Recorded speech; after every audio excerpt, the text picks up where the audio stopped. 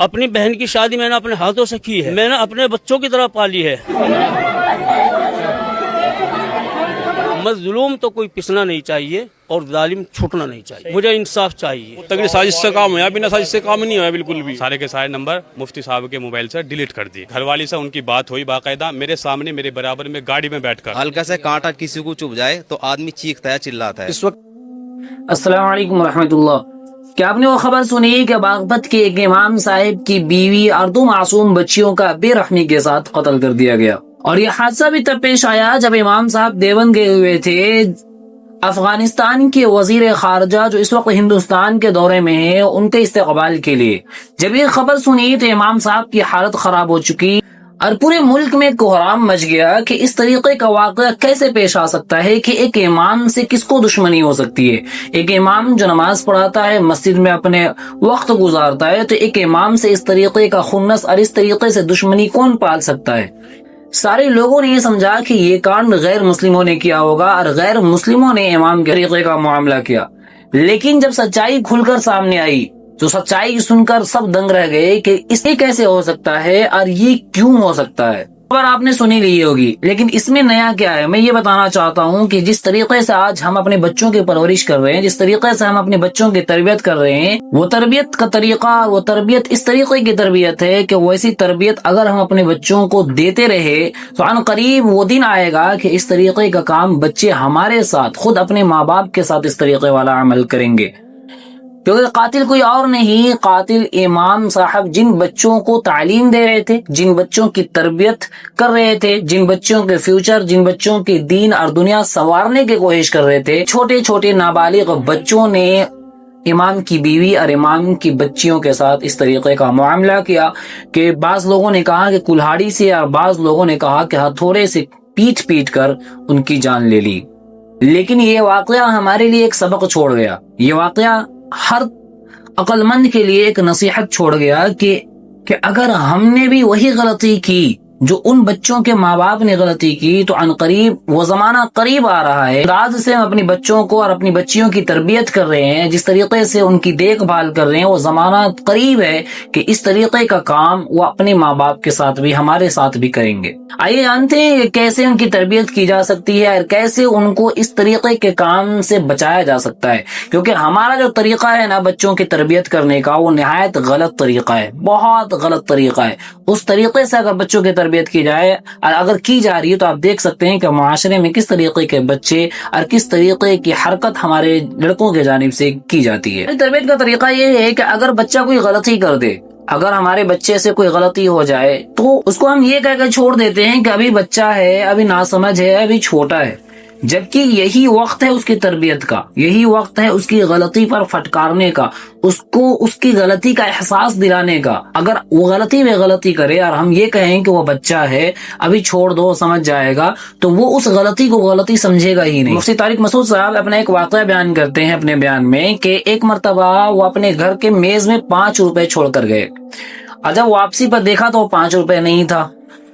تو جب معلوم کیا گیا تو ان کے ایک صاحب زادے نے وہ 5 روپے اٹھا کر کھا لیا تھا۔ مفتی طارق مسعود صاحب نے اسے بلایا، اور بلانے کے بعد یہ نہیں کہ تم نے اچھا کام کیا، بلکہ مفتی طارق مسعود صاحب نے اسے ڈانٹ لگائی اور فٹکار لگائی، اس پر غصہ کیا۔ بیوی نے جب دیکھا کہ مفتی صاحب جو ہے صرف 5 روپے کے لیے معصوم بچے کو ڈانٹ رہے ہیں، معصوم بچے کو فٹکار رہے ہیں، اس پہ غصہ ہو رہے ہیں، تو کہنے لگے کہ 5 روپے کی ہی تو بات تھی، کوئی بڑا خزانہ تو اس نے چوری نہیں کر لیا۔ تو مفتی طارق مسعود صاحب نے کہا بات پیسے کی نہیں ہے کہ اس نے 5 روپے چرایا یا 10 روپے چرایا، بات یہ ہے کہ اس نے بغیر اجازت کے وہ رقم اٹھائی ہے۔ اگر آج اس کی چھوٹی سی چوری پر اسے نظر انداز کر دیا جائے اور اسے یہ کہا جائے کہ چھوٹا سا معصوم سا بچہ ہے، تو کل جا کر یہ وہی بڑی چوری کرے گا۔ تو انداز تربیت ہماری ایسی ہونی چاہیے کہ بچے کے ساتھ مار پیٹ بھی نہ ہو اور بچے کو سیدھے راستے پہ لانا ہے۔ آج کے زمانے میں سب سے مشکل کام ہے اپنے بچوں کی تربیت کرنا۔ ہماری حالت یہ ہے کہ بچہ کچھ بھی کام کرے، کوئی بھی غلطی کرے، الٹا اس کی غلطی پر پھٹکارنے کی جگہ اوپر سے اس کی غلطی پر ہم ساتھ دیتے ہیں۔ یہ پہلی وجہ ہے کہ ہم نے تربیت میں کمی کی، اور یہ تربیت اگر اسی طریقے سے جاری رہی تو آنے والا وقت ایسا ہوگا کہ آپ اندازہ بھی نہیں لگا سکتے. آپ خود دیکھ سکتے ہیں کہ ہمارے زمانے میں جب ہمارے استاذ ہمیں مارا کرتے تھے یا ہماری غلطیوں پر ٹوکا کرتے تھے اور ہماری کلاس لگایا کرتے تھے تو ہم میں سے کسی کی ہمت نہیں ہوتی تھی کہ ہم اٹھ کر جواب دے سکیں. لیکن آج آپ خود اندازہ لگا لیں, استاذ تو دور کی بات ہے, ٹیچر تو دور کی بات ہے, اگر آپ اپنے چھوٹے معصوم بچے کو اگر اس طریقے سے ہلکے سے آپ اپنے چھوٹے سے معصوم بچے کو ڈانٹیں یا اسے پھٹکاریں یا ہلکی سزا دے دیں تو آپ دیکھیں گے وہ اوپر سے آپ کو وہی سزا دے گا جو آپ اسے دے رہے ہیں, آپ کو وہی جواب دے گا جو آپ اسے جواب دے رہے ہیں, آپ کے لیے وہی الفاظ استعمال کرے گا جو آپ اس کے لیے استعمال کر رہے ہیں. تو غلطی ہماری ہے, ہم نے تربیت میں کمی کی جس معنی کر کے اس طریقے کے بچے ہمارے معاشرے میں پیدا ہو رہے ہیں کہ بات یہاں تک پہنچ گئی کہ جو اس کی تربیت کر رہا ہے, جو اس کے دین اور آخرت کو سنوارنے کی کوشش کر رہا ہے, آج اسی کی فیملی کے ساتھ اس طریقے کا کام کیا جا رہا ہے.